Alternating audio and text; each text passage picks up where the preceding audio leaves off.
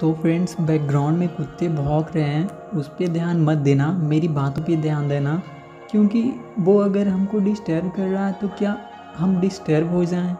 अगर हम डिस्टर्ब हो गए तो हम अपना काम नहीं कर पाएंगे। तो क्यों डिस्टर्ब हो रहे हैं? हम अपना काम से हम मुंह क्यों मोड़ रहे हैं? कोई डिस्टर्ब करेगा तो हम डिस्टर्ब हो जाएंगे? नहीं ना। तो फ्रेंड्स, मैं आपको एक और अच्छी बातें बताता हूँ जो आपको जानना ही चाहिए। सुधरना और बिगड़ना मनुष्य के स्वभाव पे निर्भर करता है, ना कि माहौल पर। रामायण में दो पात्र हैं, विभीषण और कैकेयी। विभीषण रावण के राज में रहकर भी नहीं बिगड़ा और कैकेयी राम के राज में रहकर भी नहीं सुधरी। तो फ्रेंड्स, कौन कहता है कि जो जैसा माहौल में रहेगा उसी के अनुसार उस माहौल में ढल जाएगा? ये सब फिजूल की बातें हैं, ठीक है। ये सब हमारे स्वभाव के ऊपर डिपेंड करता है। इम्प्रूवमेंट और deterioration depends on the nature of man and not on the environment. There are two characters in Ramayana, Vibhishan and Kaikeyi. Vibhishan did not deteriorate even after living in the kingdom of Ravan, and Kaikeyi did not improve even after living in the kingdom of Ram. दोस्तों, आपको ये बातें पता होनी चाहिए।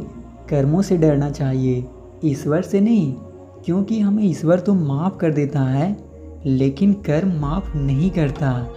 इसलिए बोला गया है कि जो जैसा कर्म करेगा उसके अनुसार उसे वैसा ही फल मिलेगा। हजारों आविष्कार उन्हीं अच्छे विचारों के परिणाम हैं। विचार करते समय सकारात्मक बातों, दृश्यों, वस्तुओं और पदार्थों के बारे में ही चिंतन करना चाहिए कि हमारे मन में आनंदपूर्ण विचारों का ही प्रवाह बहेगा और उदासीनता के विचार मेरे पास फटकने तक ना पाएंगे। Thousands of inventions are the result of those good ideas.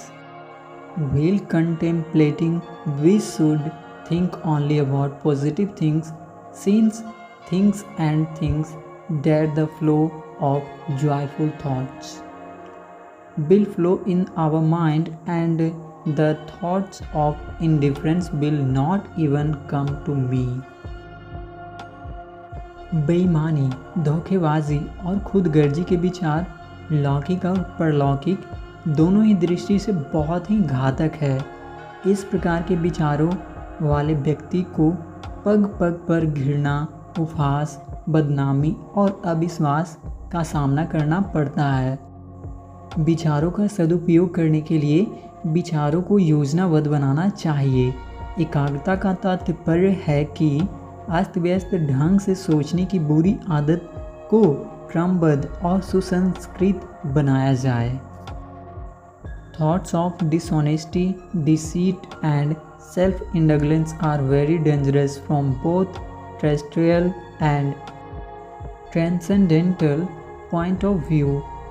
A person with such thoughts has to face way ideas should be planned in order to make good use of ideas.